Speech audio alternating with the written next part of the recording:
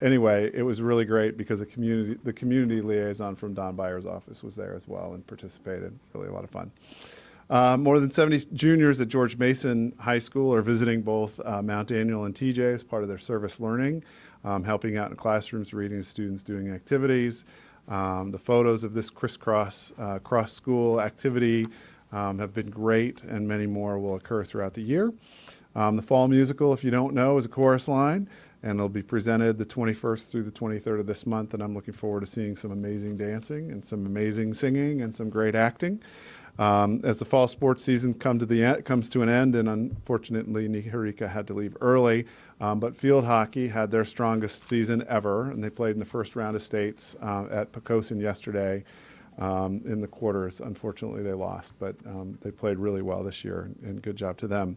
Congratulations to the cheerleading team who advanced the regional competition for the first time ever.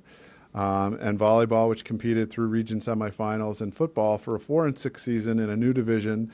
And congratulations to golf on a great season as well. Both cross-country teams run at states this Saturday at Salem. Of note, the girls cross-country team set a record by qualifying for a state championship for 21 years in a row. So we've got some great runners here. And Music Day fundraisers are going on right now. So if you need leaf rakers, babysitters, or other teenage labor, it's a great time to hire a musician and raise funds for our music program. So that's it for me, Madam Chair. Thanks. Thank you. Move on to our 11.01, our board and student liaison comments. I'll start with Ms. Russell. Okay, so I guess the foundation is the one. Most of my other committees haven't met since we met last time, but the foundation met last night, and Cecily Shea has tendered her resignation as the president of the foundation, and so they are currently looking for a new president. So Debbie Hiscott just wanted me to go ahead and let people know that. Cecily's been a huge asset. She's been the president for the past 5 years, has definitely helped take the foundation to a new level, and she is staying on as a board member, so she's not going anywhere, and she will still be around to help, which I think Debbie really appreciates as well. And then along the same lines of the foundation, they are selling pies. Friday is the last day for online orders, so get your foundation pie for holidays, or if you're like my family, they never last until the holiday. So for Monday, when you pick them up, that's when the Russell family keeps their pies. So that's all for today. Thank you. Mr. Webb. The last time I met with the athletics boosters, there was the upcoming induction for those into the Hall of Fame, which was a successful event.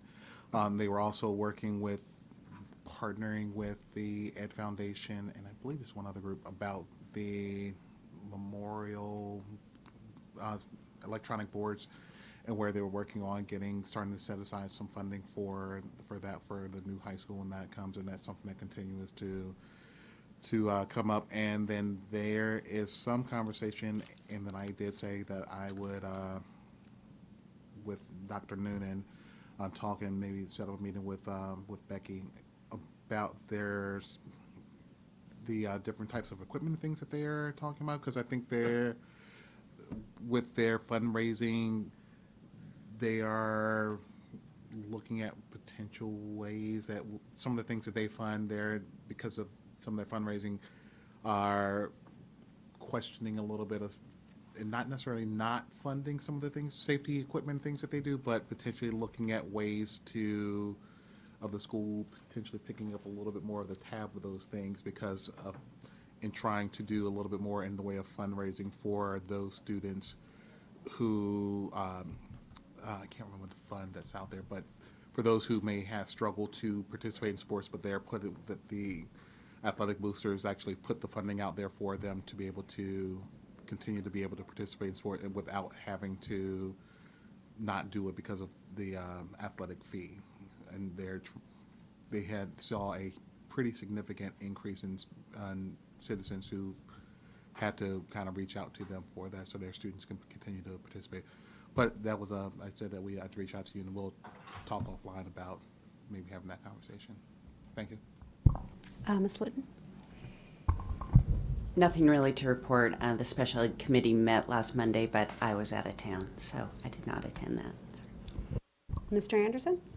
Thank you, Madam Chair. None of the formal liaison duties, we had meetings since our last meeting, but I was just going to highlight a couple of things. The high school counseling team put on a student services night, and I just wanted to thank them for doing that. Last Thursday was a good opportunity to hear from the various subsurface services that they're providing to the high school students. So that was nice.